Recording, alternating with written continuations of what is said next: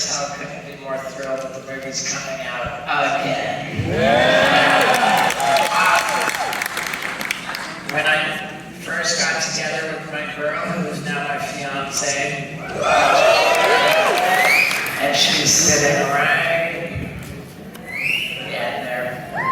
I forced her to watch this fucking movie, and like everybody else in the world, she absolutely loved it. 98% positive reviews on Rotten Tomatoes. 98! That's fucking ridiculous. It's the most beloved movie. It's the most wonderful, inspiring, hopeful film. And fucking A, let's watch it. What the hell else is Anything else? Okay, good. Hey, thank you guys for having me. We're going to talk to the band after the movie, and I can't wait. Hello everyone, thank you for coming. I'm sorry it's just been a bit of a disaster. If the people up top feel like coming down, there are some fucking good seats, just come down, make yourselves at home.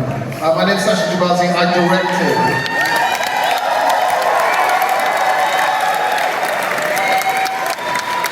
Oh, honestly, you haven't seen it yet, it could be total shit. So, just hold your applause. But rather seriously, I want to thank this guy here. This guy is called Robert Schwartzman. He runs a film company called Utopia. Okay?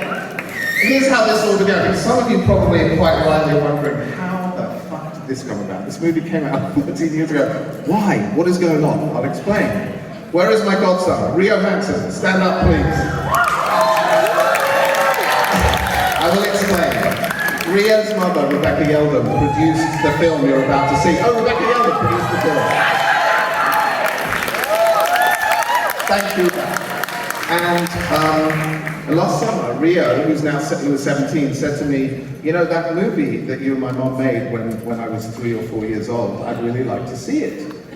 So I said, sure man, come up to the house, we'll run the movie. And he said, do you mind if I bring some friends? And I said, fucking do it man, just bring your friends. So he brought his whole high school group. So we played this movie you're about to see to a group of 17-year-old kids who'd never heard of the band, had never heard of the movie. And they started to respond to it in a way that I could never have anticipated.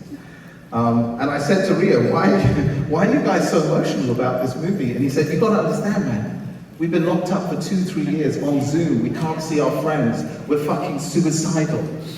We're depressed. This is hard. And this movie is about really hard times, persevering through them. And at the end, there's a hopeful, inspiring message. This is Rio that we need. And that was what's happening. That's why there are so many young people here tonight. You know, because that screening turned into 1, turned into 3, turned into 5. We did 10 screenings. By the end, we had 2 offers from distributors to re-release this movie into theaters for this completely new audience. And the guy who stepped up is named Robert Schwartzman. I'm sorry to embarrass you, Robert, but it's really true. And Robert said, we're going to release this movie like it was never released before. So there are giant billboards on Sunset, and there are incredible social campaigns, and this is all because of Robert Schwartzman and Utopia. So I just really want to thank them for making this happen and supporting me.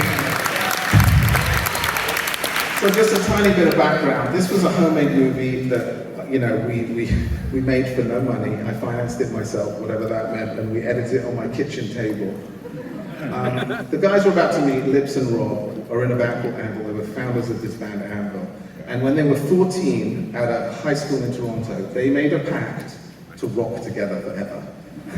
And they really fucking meant it, because here we are 50 years later. 50 years later! And they're still doing it.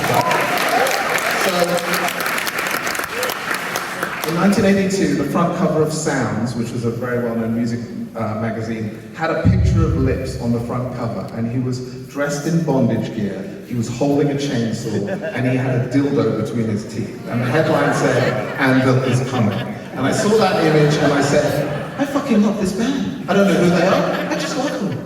And also, they were going to really piss off my mother. So anyway, I hadn't heard the record. I got their record, Metal on Metal, which was just unbelievably intense and powerful, some of which you'll hear in the film. Metal on Metal fans, thank you, sir. 1982, it was the genesis, it was the beginning of a movement called thrash and speed metal, and they had songs called March of the Crabs and 666, which were really the beginning of something completely new. And I was like, this band is fucking heavy, man. I fucking love them. And I decided I had to go see them play live. They played the Monsters of Rock.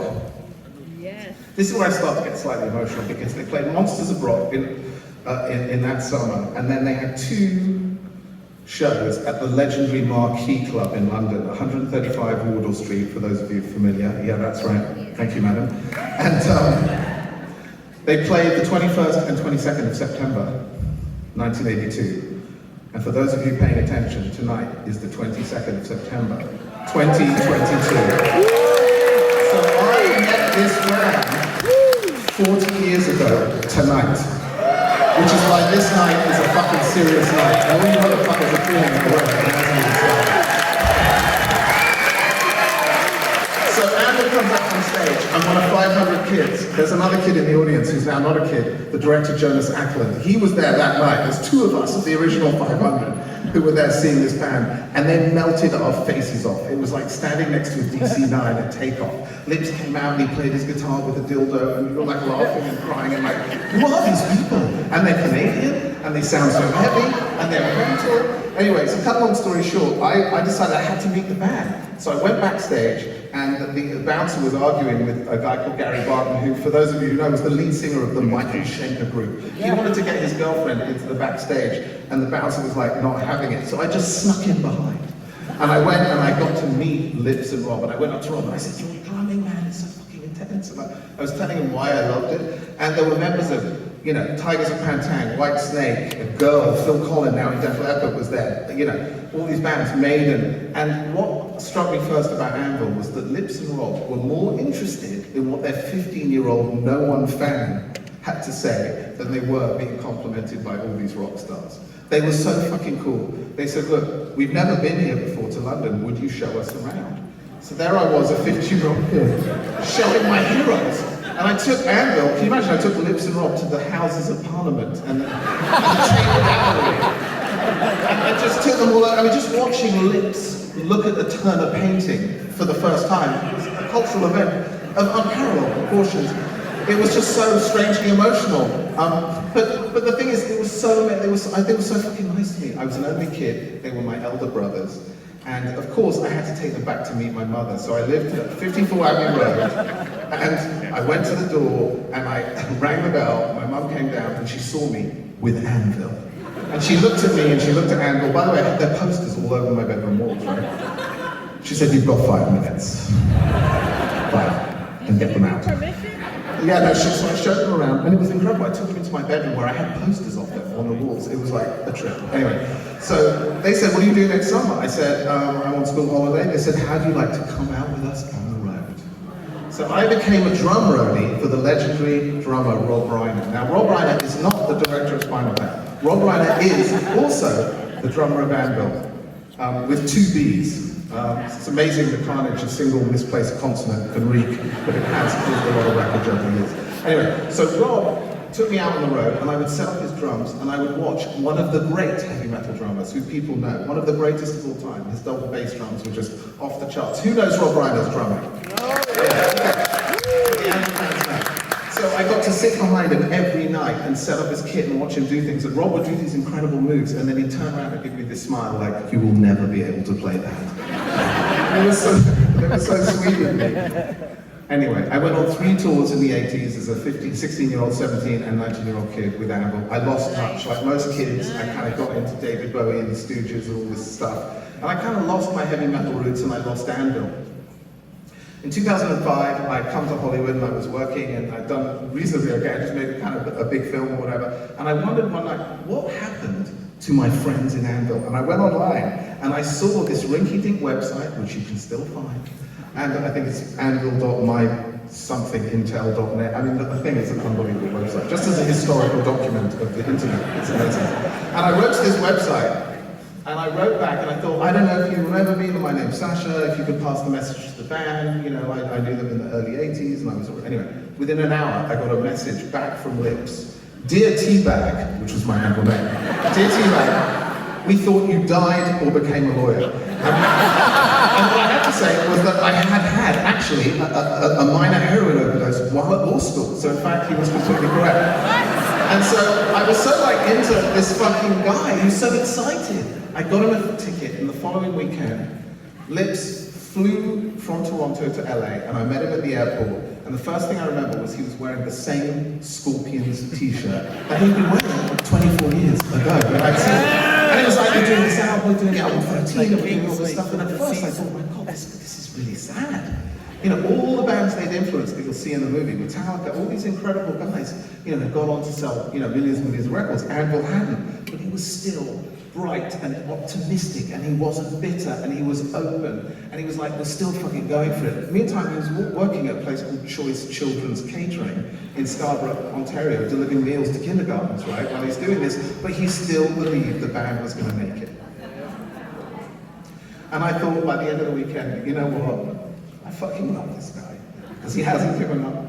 It's so easy to do that, right? And he wasn't giving up, and I took him to my good buddy, Steve, and his wife Elizabeth, and I remember going down to Malibu, and Lips was explaining to my buddy's wife Elizabeth, you know, this is what we're doing, and I remember watching through the window, and Steve said, who is this insane person you brought to my house? And I explained, look, like this band and what they're doing, and he said, you know, this guy is incredible.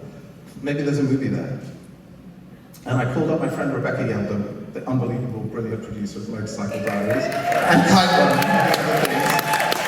And I said to Rebecca, I said, look, I've got this crazy story. I know it's probably not that commercial. But let me tell you about these two best friends in Toronto who founded this heavy metal band, Anvil. And at the end of it, she said, I hate heavy metal, but I have to do this movie. I love this story, because this story is not about heavy metal, it's about not giving up. And so we got this incredible crew, many of whom here tonight, Chris Seuss, the incredible Sean Bartley, all of you, and the incredible Andrew Dickler who cut the movie. And we just put this troupe together, and we went off and we made this movie, and we had absolutely no idea what was going to happen. But we were very lucky that the Sundance Film Festival let the movie in, and we had this incredible screening at Sundance. Some of you were there. Sean Barney, I can see you smiling. And this incredible thing happened. At the end of the screening, 600 people who were there went out into the snow, and they started buying Anvil merchandise. And there was this woman who probably was late 70s, early 80s, and she bought 3 Anvil t-shirts and 2 CDs. And I asked her afterwards, I said, you don't seem like an Anvil fan, just out of interest. She said, I will never listen to these, I just want to help. And we knew then that we had something, this was maybe a movie for people, and that maybe it was something beyond just the way that we'd been put into the pigeonhole of we're just a sad little heavy metal documentary. So, we didn't have any offers, but we had some interest. But basically, I'd seen the movie play, and I was just so believed in it. I was like, you know what, we're just going to take this out into theatres. We've got Richard Abramovitz, who's still involved today. And I actually took a second mortgage on my house to release this movie. How insane is that? And I did it, and I did it with pleasure. And I thought, if I die having tried everything. Fuck it, you know? And that was the Anvil spirit, right? And so I did it. And here we are. 13 years later, and the movie's being re-released into 5 times as many theatres as the first time. And that's because of Robert and Utopia and all of you guys.